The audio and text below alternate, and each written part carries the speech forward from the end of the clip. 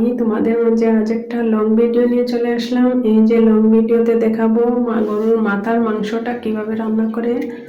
এই যে আমি পেঁয়াজ দিয়ে দিলাম, পেঁয়াজের মধ্যে তেল দিয়ে তারপর পেঁয়াজ দিয়ে দুটো পেঁয়াজ দিলাম। এরপরে হচ্ছে আমি আস্তে আস্তে গুঁড়ো মশলাগুলো দিব।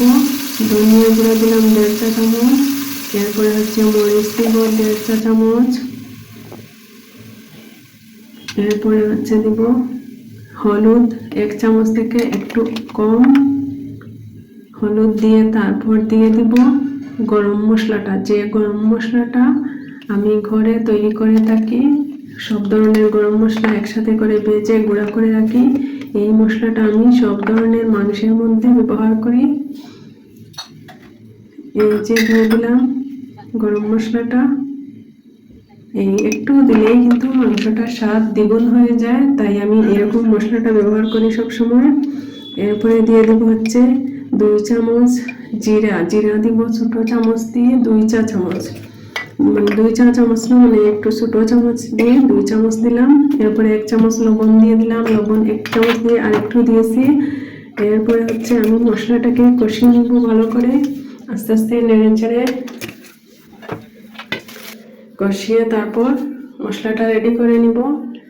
এরপরে হচ্ছে দিয়ে দিলাম তেজপাতা 2টা, 1 টুকরা দারচিনি, 2টা এলাচ দিয়ে মশলাটা ভালোভাবে কষিয়ে নিব।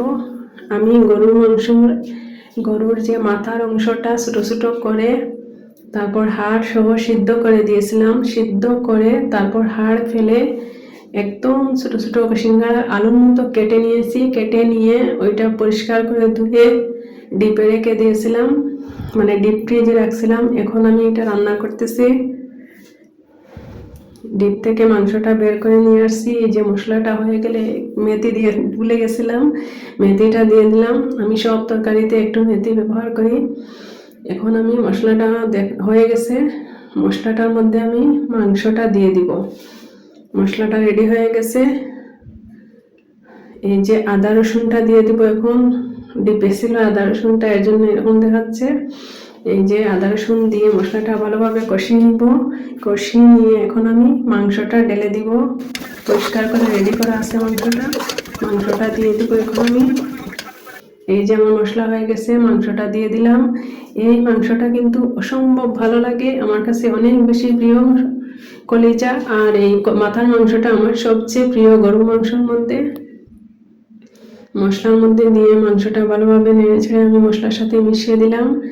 মিশিয়ে দিয়ে এখন নেড়ে ছেড়ে দিব ভালোভাবে, যাতে মশলাটা সব জায়গায় ভালোভাবে মিশে যায়। কিছুক্ষণ নেড়ে চেড়ে তারপর আমি কিছুক্ষণ জাল করে একটু পানি দিয়ে দিব। কিছুক্ষণ জাল করে কষিয়ে নিয়ে তারপর যখন দেখবো একটু কষা কষা হয়ে গেছে, তখন একটু পানি দিয়ে দিব, যেন মাংসটা সুন্দরভাবে সিদ্ধ হয়ে যায়। এই যে আমার মাংসটা হয়ে গেছে প্রায়, এখন আমি একটু পানি দিয়ে আবার জাল করব। জাল করে গরম পানি দিয়ে দিলাম, গরম পানি দিয়ে ভালোভাবে জাল করে নিব। এরপরে হচ্ছে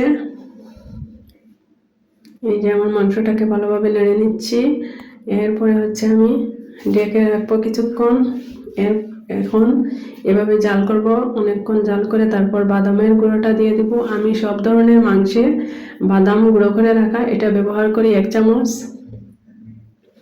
এটা দিয়ে আবার নেড়ে ছেড়ে দিলাম। এই যে আমার মাংসটা রেডি হয়ে গেছে, এখন আমি সার্ভ করে নিব। একটা বাটিতে নিয়ে নিলাম। এই যে হয়ে গেছে আমার মাংসটা, চমৎকার স্বাদ হয়েছিল। আল্লাহ হাফেজ।